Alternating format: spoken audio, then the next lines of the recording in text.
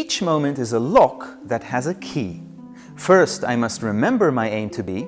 This in itself is difficult because I'm not unified, I forget. But even then, when I do remember, there remain two more elements that determine whether I can unlock the moment. Can I find the right effort for this moment? And can I find the strength to make that effort? In this tutorial, we will explore these two elements. We will draw from a depiction of God creating man in his own image by Lucas Cranach and see how these two elements are portrayed in this biblical episode. And we will set a weekly aim that will help us observe these two elements in our moment-to-moment efforts to be, an aim that will make us more intimately familiar with our hearts and our minds.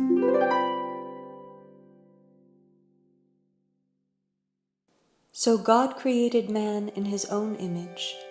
In the image of God created he him. Male and female created he them.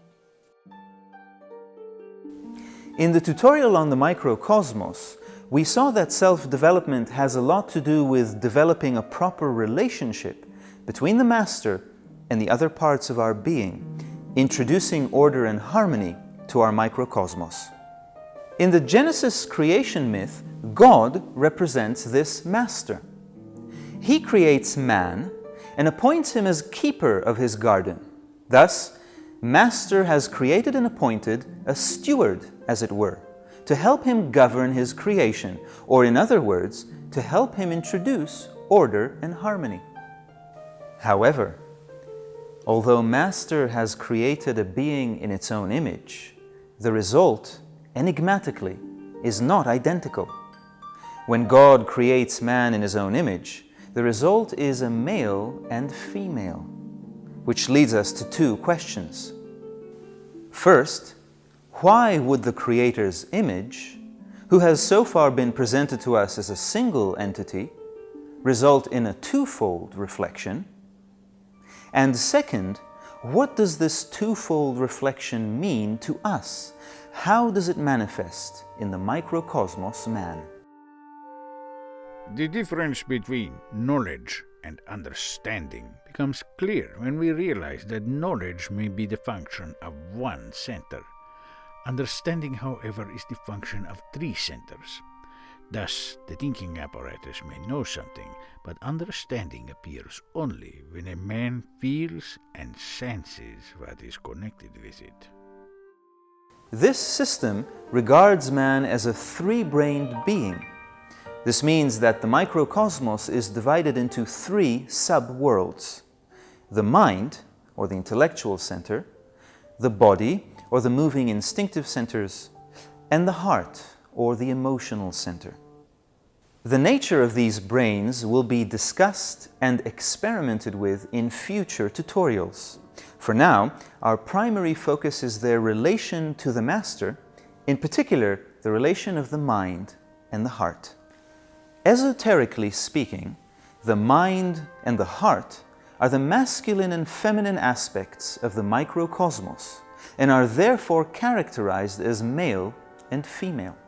These are internal traits that must not be confused with external gender. Both men and women have hearts and minds, both equally developed. But the Genesis myth approaches these symbolically, using the masculine to represent the mind, or Adam, and the feminine to represent the heart, or Eve. If then the Genesis God symbolizes the master, and if man and woman symbolize the mind and the heart, then mind and heart in the microcosmos are reflections of the master. This is a key point. In the absence of the master, in the absence of order and harmony in the microcosmos, the mind and the heart can be used to retrieve the master. The mind and the heart can be used to be. When one begins to study, at a certain moment, realization of sleep becomes emotional and gains strength. Lack of understanding means lack of emotion. Every right realization becomes emotional. This reflective quality, however, must not be taken for granted. The mind and the heart do not automatically reflect the Master. They must work together. They must unite. This means that only thoughts sufficiently emotional or emotions sufficiently intelligent have the power to reflect the Master. Drawing from Ouspensky's example, for the realization of sleep to become emotional, both mind and heart must experience it, so that we cannot separate our ideas about sleep from our desire to wake up. Thus unified, mind and heart charge our efforts with the necessary energy to be. This answers both questions posed at the beginning of this tutorial. Why does the image of the Creator result in a twofold reflection? Because both man and woman must unite in order to reflect God. And how does this twofold reflection manifest in the microcosmos man? By harnessing both thoughts and emotions to our aim to be. Negative emotions are transformed into some kind of emotion mixed with very much understanding, but this needs understanding, conviction that it is necessary, and decision to do it. Each moment is a lock that has a key. First, we must remember, this in itself is difficult because we're not unified, we forget. But even when we do remember, there remain two elements that determine whether we can unlock the moment. First, do we know what is the right effort of this moment? And second, do we have enough desire to make that effort? Only the marriage of these two can unlock the moment. When desire and knowledge are present, when mind and heart unite, they no longer remain two separate and divisible entities, but are transformed into one. This is what Ouspensky calls an emotion mixed with very much understanding, or what the Genesis myth implies by having one side of the mirror, that of Adam and Eve, create a single reflection of God through the looking glass. When you make the male and female into a single one, then you will enter the kingdom of God. This week's aim will be to verify this union in a practical and personal way.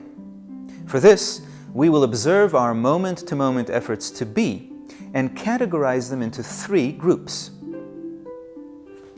The first, moments in which we sincerely desire to be, but do not know what the right effort is. Heart is present, but mind is absent. The second, moments in which we know what the right effort is, but lack the desire to make that effort. Mind is present, but heart is absent. And the third, those magical moments in which both knowledge and desire are present, leading us to what the Gospel of Thomas calls the kingdom of God, or the union of the mind and the heart.